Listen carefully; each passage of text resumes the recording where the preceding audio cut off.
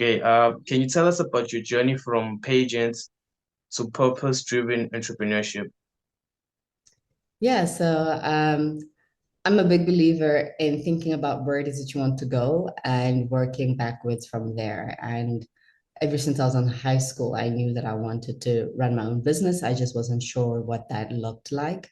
And just thinking about how women are supported in the business world, I had seen the opportunity that Miss South Africa has in terms of opening up doors and creating a platform. And I really wanted to use that to catapult my journey as an entrepreneur in that space. And so I entered the competition with the hope that if I won, I would be able to access entrepreneurs, access mentors, and create some kind of program where we can support more women through mentorship to become entrepreneurs. At the time, I didn't know what the business exactly would look like. But years later, after doing a master's in social innovation and working with a couple of social enterprises and starting a couple of businesses myself, I got to a place where I could formulate what that would look like. Thank you for the intro, but I just want us to challenge us back along your before pageant, challenge us along to just tell us who is Ntsiki Mkhize, where is she from, and how did she enter or pivot into entrepreneurship? Let's just go back at the beginning of her life story, and then come back to the pageants. Sure. So I can say my journey begins in Benoni. I grew up in White Valley and then briefly lived in Primrose before moving to a farm. So I always tell people I'm a city girl who really enjoys being on a farm because I still live on a farm until today. I think as an individual, a big part of how I experience the world is from a space of community because I grew up with my grandmother and cousins always at the house. So I've always had that space of like, there's always people around. And I quite enjoy that. And I don't know if I was born an extrovert or I just enjoy the company of my family. So I became the kind of person who enjoys engaging with people, communing, that sort of thing. Since I was a kid, I've always been sort of an advocate, very chatty person. So in my book, My Hall of Mentors, I tell a story about how my grandmother says, you talk too much. You always Perez. And I think she meant it to be an insult so that I would stop talking. And I was just like, oh yeah, that's great. That's exactly what I do, and I just ran around going, oh, Nyape Perez, Nyape Perez. So I think the gift of speaking has always been there. And it's been a question of how that comes to life. And I'm quite grateful that I have the kind of parents who supported me throughout school to try different things. So I did all the sports, all the cultural activities, all the academic stuff. And throughout that process, I kind of found my gifts, found my talents, realized what I was good at, realized what I enjoyed, and kind of leaned in to more of that.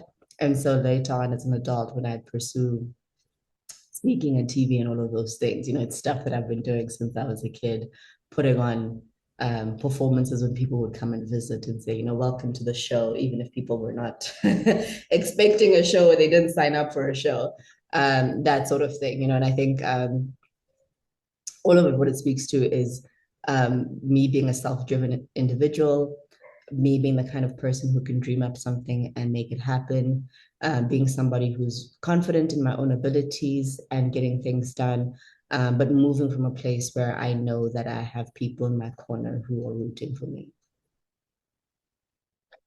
Great. So how did being a Miss South Africa's finalist shape your perspective on leadership and influence? So being in Miss South Africa, one of the wonderful things for me was we were all assigned mentors for which were former Miss South Africans, and I was assigned Peggy Sue Kumalo, who at the time was one of the senior executives at one of the major banks, and she led up a particular business there. And just spending time with her, she really highlighted this concept of servant leadership, that you don't get into positions for what the position can do for you, but that you occupy a position with the idea of how can you better serve people because of the position that you're in and what it gives you access to. And just having that in my mind really created a footprint for what leadership should be in general, regardless of where you are. So whether it's Miss South Africa or the president of the country, you should lead with servant leadership. You should lead with stewardship in a way that inspires people, connects with people. But also when you do that, it also helps people to see the good in themselves and the fact that they are also equally capable of making a change and driving change and making a difference. And so dealing with people in that way invokes a spirit of individual leadership, right? Which means that we're collectively working together. And I think that is very important, that if you're going to accomplish anything worthwhile, it does need to be a team effort, and it needs to be a team effort where everybody is invested in the final outcome for themselves.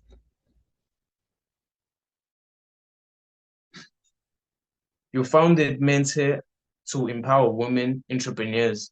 Why is mentorship so crucial in the entrepreneurship journey? Yeah, so I started MentHer. MentHer is a global mentorship network that supports female entrepreneurs and investors. And originally, when we started, the focus was solely working with female entrepreneurs who were female social entrepreneurs whose businesses were in ideation stage, so early seed stage, still thinking about it or still testing an MVP or just having gotten started. And that was very important to me because looking at the pipeline of entrepreneurs and who gets funding and whatnot, women weren't as highly represented in that pipeline. And for me, my thought was, if we're not creating the businesses that are entering the pipeline, then further down when investment has been given out, you won't see as many women represented. And for me, part of that also came down to mentorship, that I came across a lot of people who didn't start because they felt like they didn't have the resources or they didn't know where to start. And for me, I feel like if you have mentors, they can show you the way. If you have mentors, they can help you challenge some of those limiting beliefs, you know? And sometimes just even having someone that you can look at and go, oh, wait, this person was able to do it. Maybe I could do it too, is really helpful. And I don't believe in falling around and getting lost when other people have done the work already. So being able to connect to people that can help you kind of shorten the path of getting to the other side is a helpful thing. And so now we've expanded our community to support women at all stages of business across all sizes, but including investors as well, because we've noticed that there are a lot of women who want to be in the space where they can invest in businesses, and they also require support to go, how do I become a good investor? What should I be looking at? And for me, all of those things happen through mentorship. They happen through people who've walked the journey, people who've made the mistakes, and people who can tell you how to do it better. And if you can be in that position as an entrepreneur, you fail quicker, you make better pivots. Personally, I'll even say that I think in some of the things that I want to do, just having a mentor going, okay, do you really want to do that? Or do you want to try to think about it this way? Has helped me really pivot what I want to do and what it means for me at a later stage, so that I'm building something that is actually of value and that's going to be something I still want to be doing 10, 20 years from now. Yeah, I think it's quite very refreshing. You speak about that. One of the guys I always watch like on YouTube is the guy called Ty Lopez. He calls it the rule of the 33%. So 33% you hang around with people that are 20 years ahead of you, and then 33%, another 33% you hang around with people that are on your level, your peers, people that you can share advice with, people that can challenge you. And then another 33% you hang around with people that are lower than you, that not lower than you, but people that you can teach, people that you can share advice with, just let them grow and just feel good about yourself. And he also speaks about this thing called, holding a campus. He brings this analogy of mentorship as holding a campus and you're at the middle of the earth. So you're in an equator specific location, right? So you're trying to go to north, but when you're traveling, you're actually first going south. So you're actually going 24,000 kilometers south, whilst your idea was to go north. So now it took you 24,000 kilometers plus another 24,000 kilometers to get to your direction because you first went on the wrong route and you know, So I think that's also quite a very great revelation, I should say, about how mentorship is so important, in other people's livelihoods. Absolutely. No, it's like Um, it's like being in the middle of a forest and you just have somebody in a helicopter that's like, go left, go right, don't go that way. It's just a person that can help you have a bit of perspective. yeah. What do you think are the most common challenges young women face in business today, and how can they overcome them? Um, sure. So I think challenges that all entrepreneurs face are ecosystem specific. If you're in South Africa, for example, so looking at where you are within the entrepreneurial ecosystem, the access to resource, access to funding, access to markets, access to even mentors, depending on where you are. So all of those things, depending on if you're able to access them or not, can in themselves be hurdles, but they're not excuses to not start, right? It's always much better to be in the game to some extent and figuring things out to then find the things that help you move the needle forward. um, and then I think depending also where you are, I've seen cases where people exist in social cultural contexts where it's not expected that girls will run a business, and if they do, it's not expected that they will run a successful business that's going to grow and make impact. So I've seen scenarios where a woman starts a business, and then once it gets somewhat successful, her brother or her husband or her dad takes over, which I think is very problematic. In that same socio cultural setup, women being in relationships where partners are not supportive, so if you're a mom with young kids and you're trying to grow a business, it's important that you have a community that can help you, so that you have the time, so that you can go to your meetings, so you can do deliveries, those sort of things that are not a line item on your business spreadsheet, but are very critical in you being able to show up and run the business are very important. So just having a community that understands and a community that is supportive is very critical. Um, and then I think in some regards, and I think everybody to some extent struggles with this, is just believing that you can do it. Oftentimes we judge ourselves from the perspective of other people who've done it, right? So you look there and you're like, yo, that person's so successful. I'm not like that. And you miss the fact that like that person has been on the journey for a long time. So even you need to start today. And in 10 years, you'll be there, or in 5 years, you'll be there. But the point is to get there, you have to start. And if you're standing on the sidelines constantly assessing yourself based on, how well am I doing because other people are so far, that can be very daunting to get started. So just the ability to think less about yourself and just do it is something all of us need to be able to get over and get started.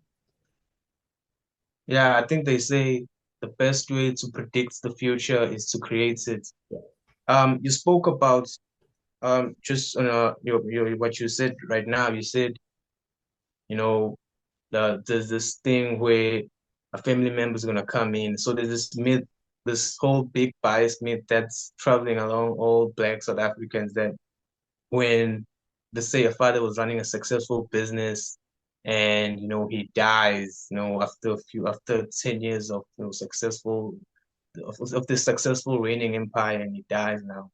There's this conversation I was having with an older fellow, who's a friend, um, maybe also a mentor to me. He says, that's not true. That's not true because, okay, we speak about these things. We're able to, sezolo, what do we call this? Betwala. So Mm.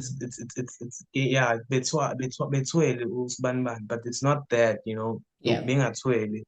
It's just that the systems are not put in place for him to train the younger 100%, son to be 100%. business minded.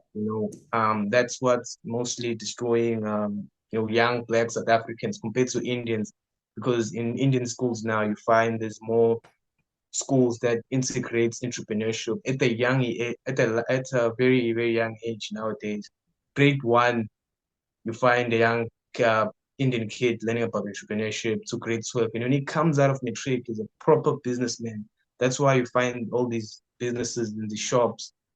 They just pivot, when the son joins the business, he doesn't say, it's my business.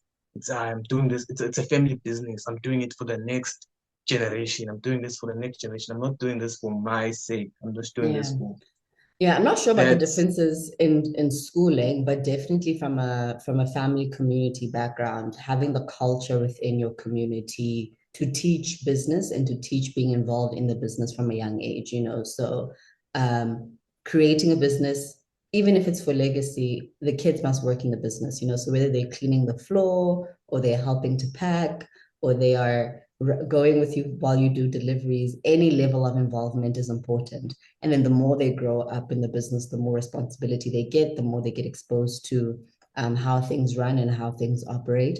Where family businesses fall apart, regardless of the race or the culture, is in an environment where the kids haven't been taught the ropes, and the kids kind of see the business as something that is financing their lifestyle that they don't need to sustain. Whereas what you want to teach is stewardship, right? And to teach that each generation has its part to play and something to add on to that. And there needs to be a vision as well, you know. So if the grandparent starts a car wash, what is the vision? Where are we going? So the son needs to inherit that and make it a bit bigger, and the grandson needs to inherit that and make it bigger. Or the granddaughters, you know, and I say granddaughters as well because that's important. That if there's children in the family and none of them are sons, daughters should take over, right? And that needs to start becoming a cultural dialogue to say, we have built this for the people who belong to us, who belong to our surname, who belong to this household, for this to take care of them. And it will continue to do so. And we're going to teach everybody how this runs so that they can maintain it. And I think even transparency of communication, you know, so even just outside of businesses, amongst couples, you know, there's couples who don't discuss finances, and you have one partner who, and traditionally it's been the husband who has wealth, and then he passes away and the wife doesn't know how to manage the wealth. She doesn't know what the investments are. She knows nothing, right? So even just the culture of having open communication around finances and teaching, because finance is a skill, right? Everyone can learn it. Not the technicalities, but just, you know, the basics and the principles of it. So teaching your partner, your household, your family, these are our financial goals. This is the vision. This is how we're getting there. And having buy-in from everybody so that everyone can play their part, even when you're not there, is critical. so thank you. What's a moment where you felt mentorship truly changed someone's life? Mentorship from me. Anyone, you can pick yourself, you can pick anyone you've seen somewhere. I can't speak to a specific moment, but I want to speak to the intention behind mentorship. You know, so if you, it doesn't matter how amazing your mentor is and how much experience they have, if you don't come into that engagement open, ready, and willing to learn, asking questions and doing the work, you don't get anything from it, right? So anybody who is in an opportunity where they get to be mentored needs to, whatever you discuss with your mentor, go do the work and then give your mentor feedback, whether it works or doesn't. Give them feedback and say, hey, I tried this. This is where I'm stuck. This is where I'm struggling. And it's only in doing the work that you can actually see impact, and see where the value sits. And I think that's where the change happens, because otherwise we're just having nice conversations. Definitely. You often speak about purpose. How can people find or create purpose in their careers? Such a good question. And I love that because everybody has a purpose, right? We're all created unique and designed to do whatever it is in our time here on earth. And for me, I like to think about purpose in uncovering your gifts and knowing what it is you're good at doing, right? And if you know what it is you're good at doing, you can then ask yourself, what are the things that you're very passionate about? You know, what are the things, which is different. So you can know something, but then not be passionate about it. And then you can be passionate about something but not know how to do it, right? So finding something that you're good at doing and finding something that you're passionate about, and then finding out what the world needs, you know, so asking yourself, where are there gaps in the world? How can I better serve the world? And then finding out, you know, how can you make money to do any of these things, right? And we call this ikigai. So going through that process and finding something that you're good at, something that you love to do, something that the world needs, and something that you can get paid for is for me kind of that sweet spot where we can show up in our careers or build a business around. Now, for some people, the thing that you're passionate about might have absolutely nothing to do with the work that you do, and it might be something you can never turn into work, right? And for that, I advocate creating spaces in your life where you can volunteer or where you can make room for your passion. So you might have a job in geology and you're good at that and you enjoy it and it pays your bills, but you're also very passionate about conservation, right? And there's no money to be made in conservation, but it's something you really care about. And so you do advocacy work, you do policy work, you do volunteering work, whatever it is that allows you to contribute to conservation in some way. And I'd say to people, create those spaces in your life, in your career, in your business, where you can bring in the things that give you joy and make you come alive and give those things room, right? And I say give them room because if you're just on the hamster wheel of working, we're never going to make room for the things that we're passionate about. So making room is a very intentional and deliberate action. Um, I spoke about this analogy, about purpose, about finding your pathway to, I think it was Megan Fallon, one of top social entrepreneurs in globally. And I actually mentioned this thing. It's like you're entering a museum with 150 seats, and there's 150 people there, in the museum, but you're coming in late, right? When you're coming in late, you're trying to find your spot there. So when you're trying to go there, you're going down those steps, you're going there trying to find your seats, and you're trying to pass by, and people are gonna be like, "Ay, bo, hey, oh, my God, just sit anyway." Sit anyway, just find it, just find that, that thing and you just do it, just sit there and just do it. So until you find that perfect, comfortable seat of yours, you're actually, I think you tend to go on a journey that's very embraceful and just, just and you're just living this thing and you're just so comfortable and just so happy in your position. Yeah. And I explained this in the manner where I said you feel when you start to watch the movie unfold, you start to find the scenes when you're in your seats.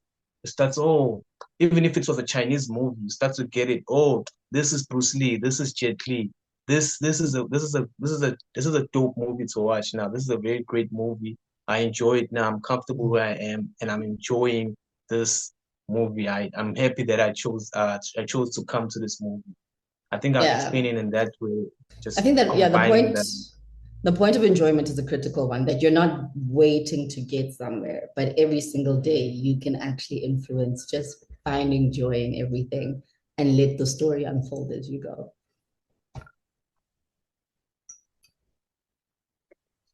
Okay, you spoke about the book.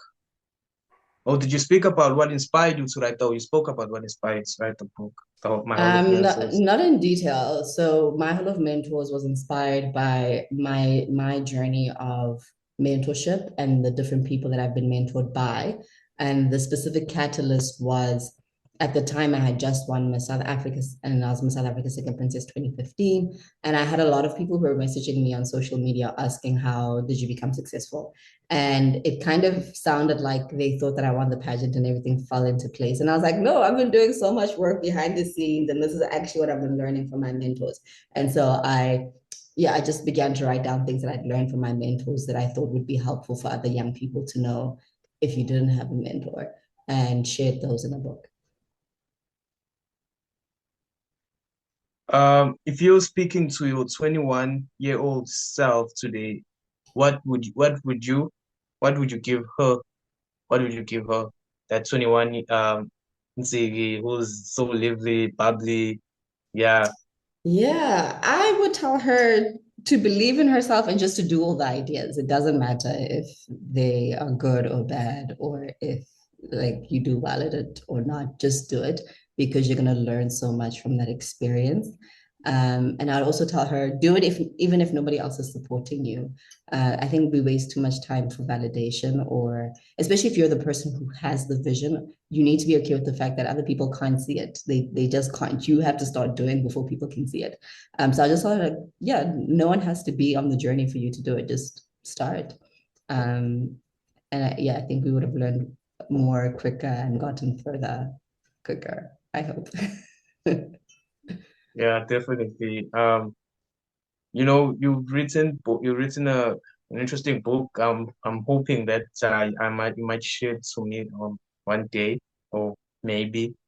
So I wanted to ask you, what's your favorite book that has changed your perspective of life, or that's changed your perspective in business and in life? If you could share those book or a book. Yeah, so not change my perspective in business, but a book that I read once a year, I would say, is I think it's called The Dynamic Laws of Prosperity by Catherine Ponder.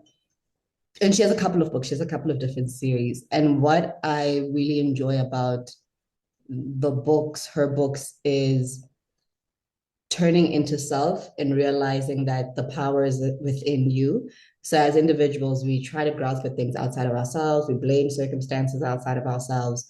We wait for some miraculous thing to show up. And Catherine really taps into the fact that you are the creator, so you have creative energy, and it's getting to that frequency where your mindset is fully set on winning and is clear about what you want to win at. And I think that's extremely critical. And just being able to go, okay, I'm gonna get clear, I'm gonna focus, and I'm gonna do. I'm gonna get clear, I'm gonna focus, and I'm gonna do. And I've found that being able to be very clear and then being laser focused about your execution has been a very helpful thing. And I wish I started doing that sooner as well. Thank you. It's been a great time